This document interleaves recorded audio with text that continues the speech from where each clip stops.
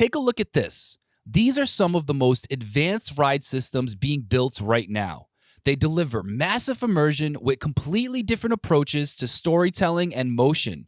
Now, imagine what the Universal creative team could do with technology like this. What you're looking at could very well be the future of Islands of Adventure at Universal Studios Orlando Resort. With new filings now public, we finally have enough information to narrow this down. And in this video, I'm breaking down the ride systems that actually make the most sense for the Lost Continent replacement. So let's dive in. Back on September 10th, Universal fans got hit with a pretty major surprise. At Behind Thrills spotted and shared a newly filed demolition permit from Universal labeled Project 555. And this wasn't some small update or minor refurbishment. The permit covered nearly 5 acres and called for the demolition of retail, show, and attraction buildings. Naturally, the big question became, is this finally the beginning of the end for the Lost Continent area at Islands of Adventure? Not long after the permit surfaced, Universal didn't waste any time. Construction walls quickly went up across the land, effectively confirming that the permit was indeed tied to the Lost Continent. Suddenly, what had felt like a forgotten corner of Islands of Adventure was very clearly back on Universal's radar. The speed of it all caught a lot of people off guard, including myself.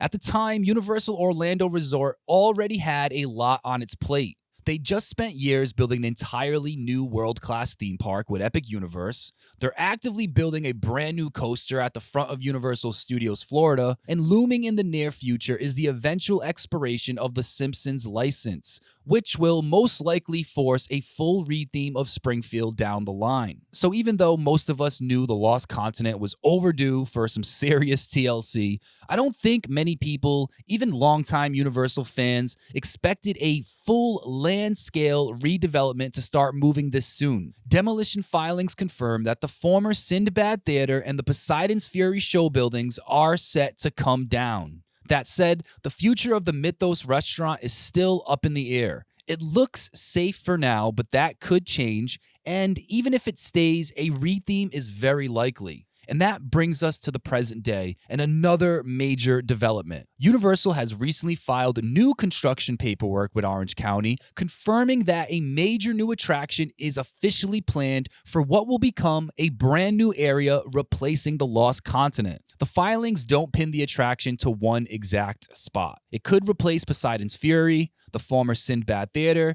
or most likely stretch across several areas in between. But the biggest detail, the one that really matters, is who is listed as the ride's contractor. And that contractor is none other than Intamin. Now, normally when Intamin's name shows up in Universal paperwork, people instantly think roller coasters. And for a good reason. They're behind Hagrid's, Velocicoaster, and they're currently installing Hollywood Drift out in California. But Intamin's catalog goes way beyond coasters. In recent years, they've been rolling out some of the most innovative media-based and hybrid ride systems in the industry point blank, many of which have been getting very positive reviews from overseas.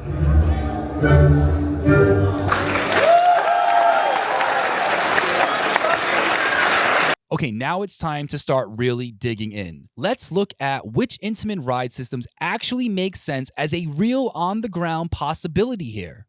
Based on what Intamin has in their ride catalog and what we know about the Lost Continent's size and constraints, there are 3 ride systems in particular that make a lot of sense to me. So let's break them down. First up is Intamin's Dome Ride Theater, a multi-award-winning system that delivers full immersion in a way very few attractions can. This ride features a massive 360-degree screen combined with a motion-based seating platform. Guests sit in large ride vehicles that tilt, rotate, and move in sync with the on-screen action. It's designed for flexibility, capable of supporting everything from family-friendly adventures to more intense thrill-forward experiences.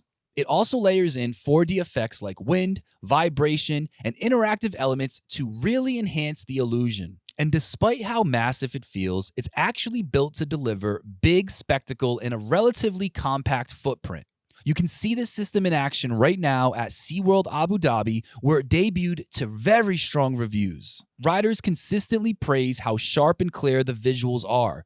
thanks in part to a 17-meter full sphere display packing roughly 75 million pixels using dual 6K LED technology. And also, no 3D glasses are required.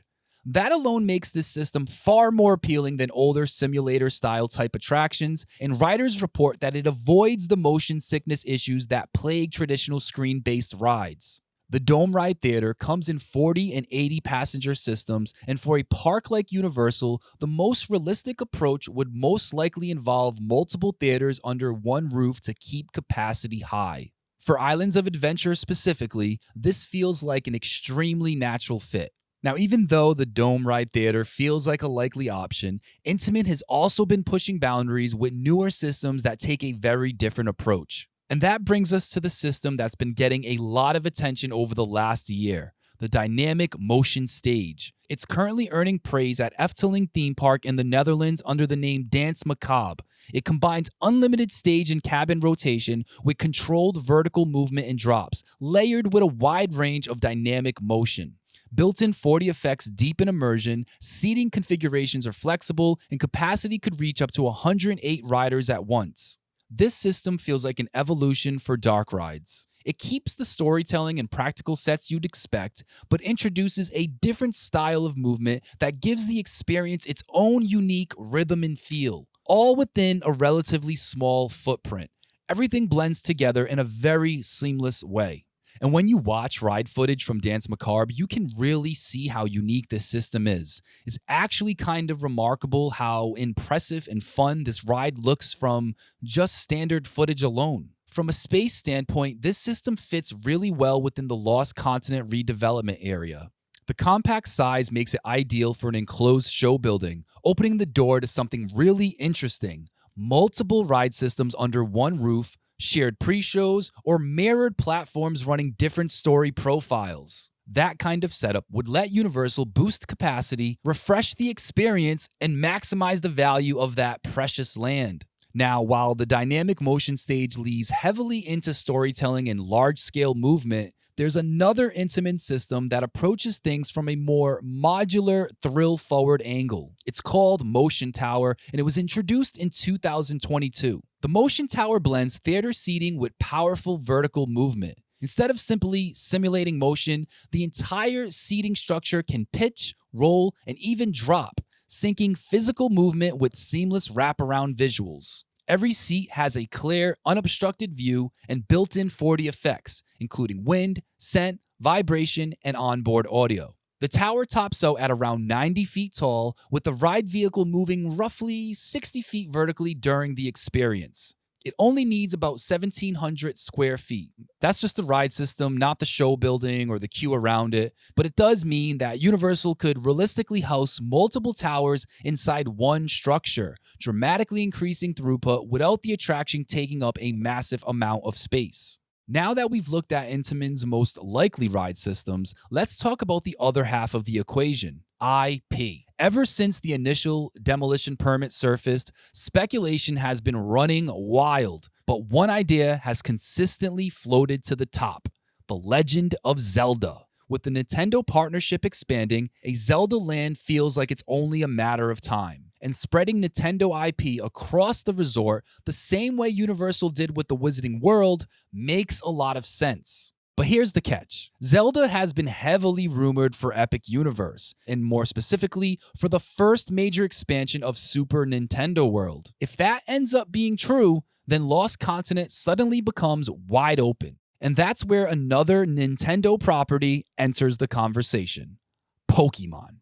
Industry watcher Alicia Stella has recently pointed to Pokemon as a top contender for the Lost Continent retheme. She's very well respected for her deep research, her pattern-based analysis, and she has a very strong track record when it comes to Universal speculation, which is why that idea has gotten a lot of attention lately. And I just want to be clear here, none of this is confirmed. Universal hasn't officially announced anything yet. And regardless of which IP ends up here, the real headline today is this: Intamin is behind the next major attraction coming to Islands of Adventure. And whether it ends up being the Dome Ride Theater, the Dynamic Motion Stage, or the Motion Tower, or even something else entirely, The future of the lost continent is finally moving forward and should arrive in just a few short years.